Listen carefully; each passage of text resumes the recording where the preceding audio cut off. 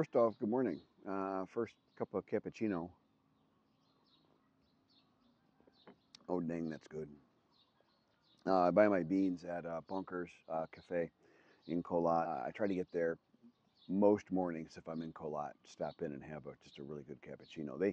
They have the big fancy machine. I forget the brand. It's super Italian sounding. It's really long, has an M. It's like Mentizano or something. I've noticed the two favorite coffee shops I have in the province have the same brand equipment, so it must be pretty good stuff. Not that this is the coffee channel, though it could be. I wouldn't mind that. What I kind of wanted to talk about, more than half my viewers, way over half, are not in Thailand. They're still overseas in what I'm assuming is their home country. That I can't see, but I can see where they're watching from. And I got a lot of viewers from the U.S., Germany, almost 10% from Germany. I gotta stop picking on those Germans with the weird haircuts and all the piercings and they're just covered in tattoos. But I don't think those are the normal Germans. Those are like, I don't know. There's some different guys here. I love my brother-in-law is German. He's like the most German guy that ever lived. I'm telling you, and he's an awesome guy. I love him, and he's my favorite brother-in-law. So he takes fantastic care of my baby sister. And I love her, but I mean, let's be honest, she can be a little bit of a pain in the neck, I think. I think everybody understands that. He certainly understands that by now, and he loves her, you know. She's not entirely different from Fawn in some ways. I've drawn that parallel, and he's like, I see what you're saying, Rob, you know. So enough about that. But a lot of viewers from the UK, and you get that, and all that, and they're still in their home country, and they're kind of planning, thinking about it. So if you're thinking about it, I'm going to go out on a very short limb and make the safest guess probably ever. You probably have some stress and what I would used to refer to as just a lack of peace in your life, more than likely. If that's the case, you know, you will get a lot more peace here in Thailand. You really will. I think you'll find that you know, I mean, it's what you make of it. Somebody was just gave me a compliment, and who doesn't like a nice compliment? They're like, gee, Rob, for all the stuff you've been through, and we've all been through the same stuff. I've been through the surgeries, and I survived the divorce, and then I had, COVID, which was like the second worst flu I ever had. I mean, the first time I had it, it was kind of rough. I had it early on in the whole thing of whatever the heck that was, the world lockdown or whatever. I mean, I was 56 years old or something, you know, and not feeling so hot. I was recovering from one of my spinal surgeries. I was between surgeries. And then I needed that like a freaking hole in the head, but I made something out of it. And it isn't, oh, wow, I'm this persevering, you know, super tough. I've got a subset of friends, a handful of guys that are really into bodybuilding, weightlifting, and all that kind of stuff. That's all about self-improvement, all about taking a shoulder injury and building your shoulder stronger next time, which I did that at the advice of one of my friends. I'd kind of given up, you know, because I'm just an average guy, and he's like, you know, he's just a massive guy. He looks like somebody in the cover of a muscle magazine. He goes, well, Rob, you know, you got to get in there and you got to dig in. You got to, you know, and he was right. So that was the mindset. And that worked well here. And I think that's something you could think about. If you're in your home country still and you're thinking about retiring overseas, there's probably some pressure on you to do that because I think left to our own devices, left alone, I think most of us would just, you know, keep with our current momentum. You'd keep going, you stay in your neighborhood, you'd stay in your same house or in the same area, you keep doing the same kind of things. But when you retire, generally you can't. You know, you can't really keep doing the same things. A lot of times we dream about, oh gosh, when I no longer have to work on this assembly line anymore, and then you find out you miss the guys and the crew and the routine. I told that story before about my friend on the drywall crew, you know, and he really missed it and he went back, and with only a couple of weeks later, and he wasn't really accepted as part of that crew anymore. It really kind of broke his heart. It was a fantastic lesson for me though. I got it for free. I got it just by listening to him over a pleasant lunch. I was his supervisor / senior partner in a construction kind of a franchise business. It was kind of cool. Easily 90% of the guys that come here are divorced already. I mean, I don't know what the divorce rate is for guys that are already before they come here, but it's got to be 90%, or so the other 10 weren't married. Yeah. There are some guys that come here with their wives. Their wives stuck with them the whole time, never turned on them, always supported them. They were able to stay in a good relationship, and their dream is to go live overseas. And I know one guy was going to bring his Harley over or something. I thought it was badass. I mean, that's really cool. I hope it worked out for that guy. almost everybody here comes here single, and then you start the whole process over again, and you're going to need to be resilient to do that. Please look at some of my playlists and benefit from all the mistakes I made and that of the friends that I have here and everything they've shared with me, and try and find a nice lady. They're out there. You know, I on my channel, when a comment comes through, it creates like an electronic ticket, and the tickets kind of cross through my phone like a stock ticker throughout the day, and I get chime as one goes across, and I can read the first few sentences of it, and then I can touch it, and then the whole thing opens up.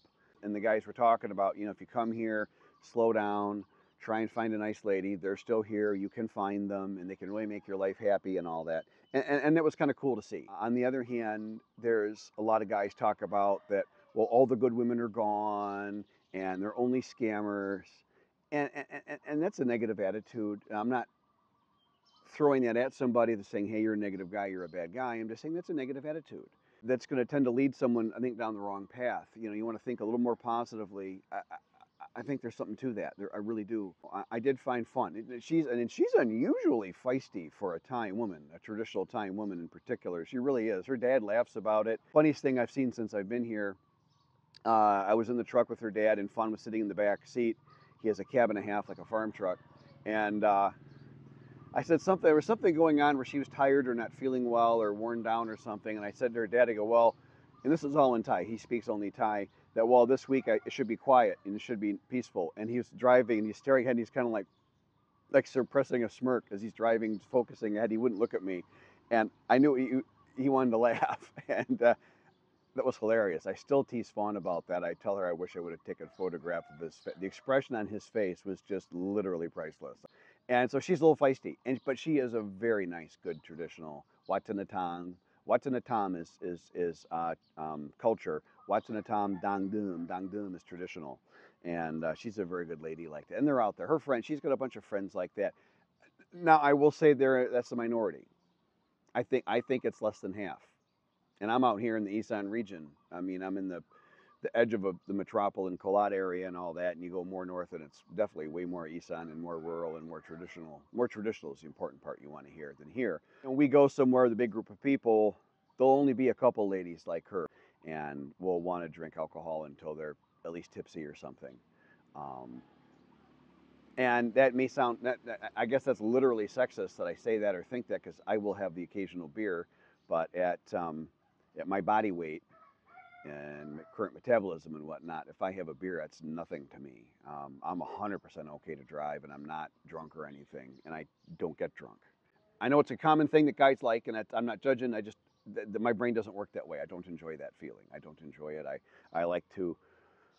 I generally like being sharp. That's why I love coffee so much. I'm not throwing any shade at anybody. That's just me.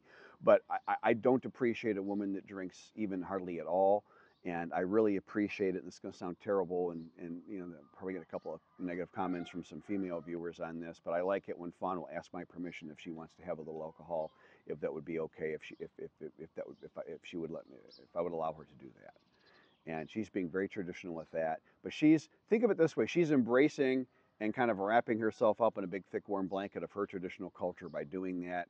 It isn't literally that I could say, no, woman, you must, you know, wash my shoes now or something. We don't do that. You know what I mean? Again, I support her in every way within her culture. I think it would be wise to take inventory of what your things that are ruining your peace are. Some of them are going to involve you, things you're doing. Change some habits, change some habits, and which is hard. I get that. That's really hard. And then when you come here, I would really, I would have done therapy before I come here. I say this all the time, and the more I think about it, I think it's even more important. Really get your head calmed down and like a clean sheet of paper, and then plan what it is you want to pursue, because you can pursue anything you want here. And if you're healthy, if you don't have the physical limitations that I have, well, heck, you could travel a lot and say, well, Rob, I don't have that kind of money. Travel is really cheap here. I mean, staying at a really nice hotel is 25 bucks a night, and there's hotels for 15, 17 bucks a night that are decent. And there's a whole other range of affordable local, more Thai style travel below that. There's a guy, Fred Bernthal, I think it is. He's on Facebook here in Thailand. He does motorcycle tours. He advertises all the time. I'll try and put a link or something in here. He's a really nice guy. I've talked to him a couple times. He's a really cool guy. I enjoy watching his Facebook feed. You know, a lot of people just do the self-braggy stuff, but he shows all this really interesting deep culture of Thailand. He's not in the Isan region. He's in the Thai north, which is west of me a few hours. His photos are gorgeous, and he's meeting such interesting people in such interesting and interestingly different circumstances than what we're used to living in. You could go up there and he charges 1,000 baht a day to kind of drive you around and tour you around on either a bike he provides or bring your own bike and all that stuff. But he could probably introduce you to this whole bohemian travel thing. So I'm just saying, there's ways to accomplish about anything you want here at about any price. You could travel all over the place and do it cheaply and have a fantastic time if that's your thing. Or you could get into really working out, or you could find a spot on a beach somewhere. And there's Hua Hin, which is more touristy and more expatty, more retired foreigners. I think it's a more expensive area from what I hear. You will run into kind of some, as I hear it, some kind of higher class guys there. You can check that out for yourself, see if it works for you. I've never been there. There's a couple guys on my channel that comment regularly that live there that love it, love it, love it.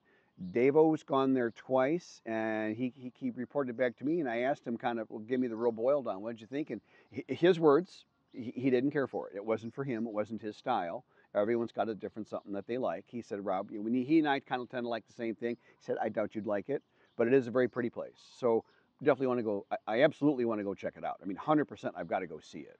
And you never know, I could like it. I don't know. Now, next to there is Cha'am. I'll attempt to put the spelling correctly in the Paiban English on the screen. Cha'am is kind of like Hua Hin, but without all the expats. It's more local. You just have to think of what it is you want to do. You know, there's some guys come here to paint, and they're artists. They want to paint. They want to do their pottery. There's big pottery places here. I would really pick some things in focus, and that will help you kind of channel and kind of take the piece that's around you, gather it, and kind of enjoy it and live in it and dwell in it. But I wouldn't spend my retirement not in a peaceful situation. I wouldn't come all this way. And I think most of us tend to make the same mistakes and I've done this a million times before. I got it a little bit right this time, okay, but I've gotten this wrong about 1,000 times before. I go somewhere, I make an attempt to change something or do something different, and I go right back to my exact old habits. That's just human nature. I think you'll have a hard time finding real peace without some kind of focus on whatever it is that makes you happy. These days, I wrap myself up in a great big fat blanket of whatever I like and I enjoy doing. And I'm getting used to that. And I'll tell you, the last part on this finding more inner peace thing is it has been hard, and it's been an effort to repeatedly attempt to and redo and redo and redo of letting myself off the hook and allowing myself to enjoy my time in my retirement savings because I'm in my retirement. And my kids even gave me an earful when I just was with them a few weeks ago, my daughter and my son separately, and they don't talk much. They're not that close, by the way. There's no problems, but they're just super different people. And they both separately told me, Dad, you need to enjoy it. Don't worry about our inheritance or anything like that. Just spend it down to zero. Just blow it. Just do it. And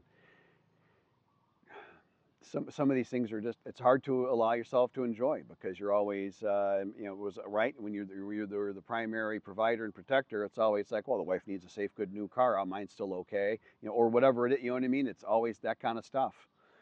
If you were ever a manager, department head, or a business owner, all your people got to be taken care of first before you really worry about getting that bonus, right? You got to take care of your people. You're supposed to be the guy, right? That's the job, right? And selfish has such a loaded negative connotation with it, but aren't you supposed to think of yourself at some point? I mean, if I don't do it now, I mean, me as an example, 60 with my current health, if I don't, I'm literally never going to have another opportunity. This is it, and I'm painfully aware of that. So, someone has a problem now. I'm finally coming around. If someone's got a problem with that, I'm like, well, heck with you, pal. You go and take your spine and go do what you want. I'm going to take my two halves of mine and go do what I can do. Leave me alone. I had a really good yesterday at this pretty cafe, which I shot some video and some photos. I'll put here in bonus footage.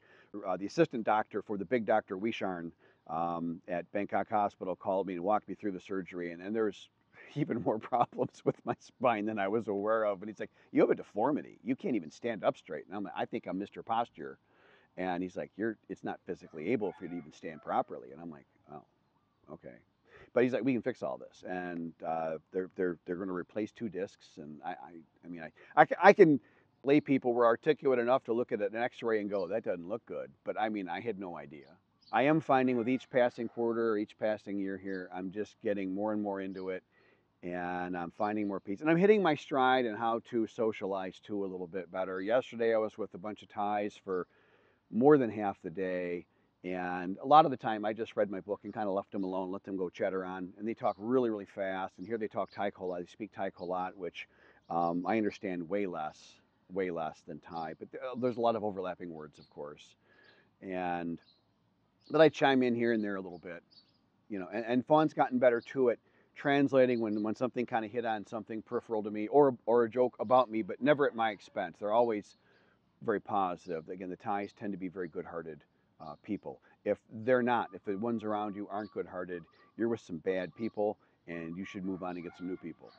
I will say that because the Thais are, as a culture, very good-hearted and generous towards those around them. And if you're not getting that, then you're not with the right ones. There's bad eggs everywhere. We got plenty of those in the States, do we not?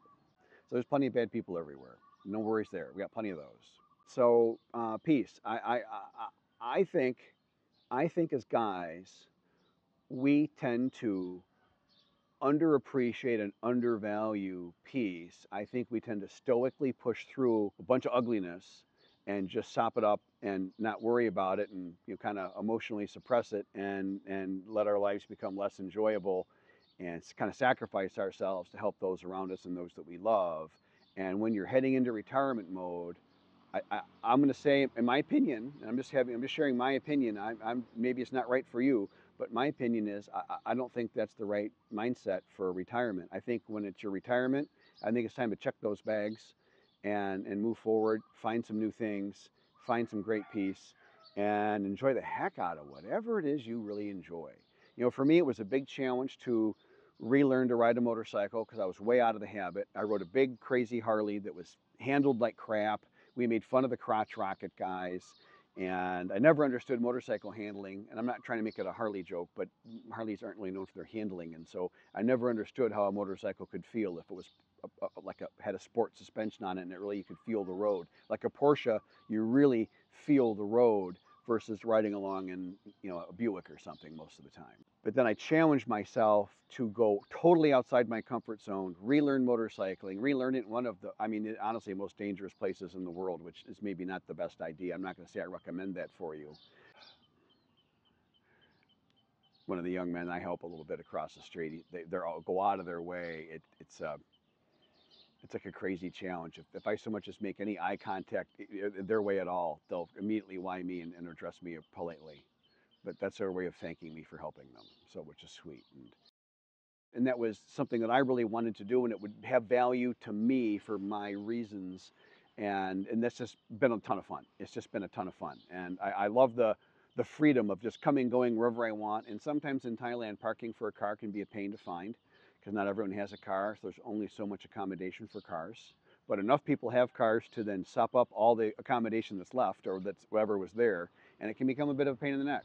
I don't like things that are a pain in the neck when I'm retired. I like things that are easy. So bike, it's great. Just pull up. There's always a spot somewhere you can park. You can always dump it somewhere. And Fawn said if you get a cool enough bike, you can kind of park it anywhere in front of a business, and people just go, "Oh, yeah, that's cool." It's kind of like the guy that parks his Ferrari in front of the restaurant where there's no real parking, but everybody's like, well, it's Ferrari. It's kind of cool. I'm not a big Ferrari guy, but you know what I mean?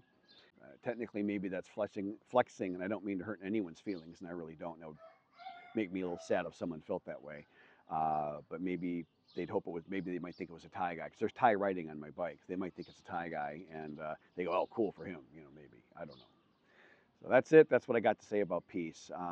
Thanks everyone for watching the channel. I do hope these videos help. I really want to encourage you, guy watching my video. You watch to the end like this, you must be thinking about this subject. I would make the changes you got to make, and I would get your head really as straight as you can get and be the best you. And I just kill it. I come here and I kill it. I really would. Thanks. See ya.